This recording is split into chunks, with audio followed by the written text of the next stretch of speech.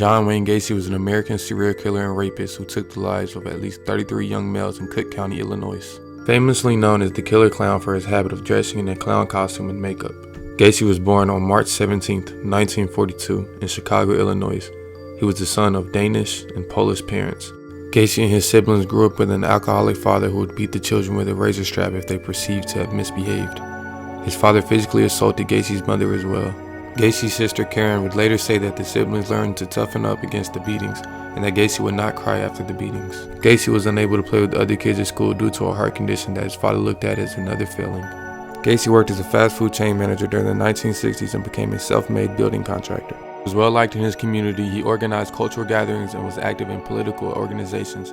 He was married and divorced twice and had 2 biological children, in addition to 2 stepdaughters. Gacy was a member of the Jolly Joker Clown Club and frequently performed in clowneteer and makeup at children's parties, charity fundraisers, and other events as his alter egos, Puggle the Clown or Patches the Clown. He sometimes lured his victims with the promise of construction work and then captured, sexually assaulted, tortured, and eventually strangled most of them with his hands or with a rope. When Gacy began to get interviewed by detectives, he famously told them, "Clowns can get away with murder." He was released on parole in the summer of 1970. But was arrested again the following year after a teen accused him of sexual assault. The charges were dropped when the boy didn't appear during the trial. By the middle of the 1970s, 2 more young males accused Gacy of rape, and he would be questioned by police about the disappearance of others. Gacy referred to this period of his life as his cruising years, when he committed most of his murders. On December 11, 1978, 15-year-old Robert Peast went missing. It was reported to the police that the boy was last seen by his mother at a drugstore where he worked, before he headed out to meet Gacy to discuss a potential construction job. 10 days later, a police search of Gacy's house in Norwood Park, Illinois, uncovered evidence of his involvement in numerous crimes, including murder. It was later discovered that Gacy had committed his first known killing in 1972, taking the life of a 16-year-old boy, Timothy McCoy, after luring the boy to his home.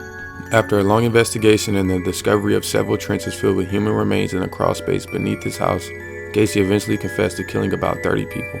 Over the years, there have been lingering concerns that Gacy may have been responsible for the deaths of other people whose body has not yet been found.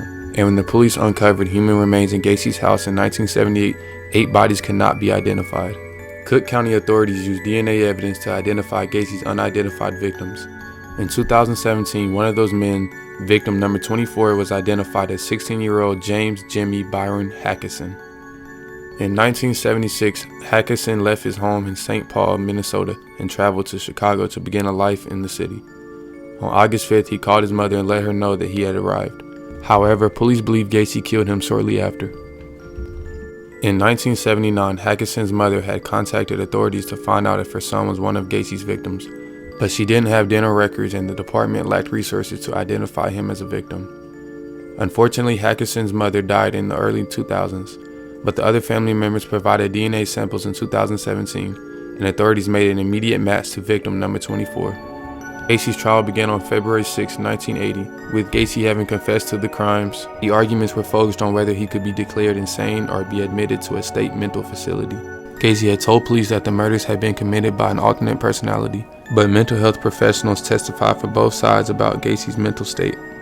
The jury quickly found Gacy guilty of committing 33 murders, and he became known as one of the most ruthless serial killers in U.S. history. He was sentenced to serve 12 death sentences and 21 natural life sentences. Gacy was in prison for almost a decade and a half. Even after he admitted to his murders, he would later deny being guilty of his charges. He had a 900 telephone number set up with a 12-minute recorded statement declaring his innocence. Gacy died by lethal injection on May 10, 1994 at the Stateville Correctional Center in Crest Hill, Illinois. Gacy has had many movies inspired by his crimes and his life. Today, he still remains as one of the most ruthless serial killers of all time.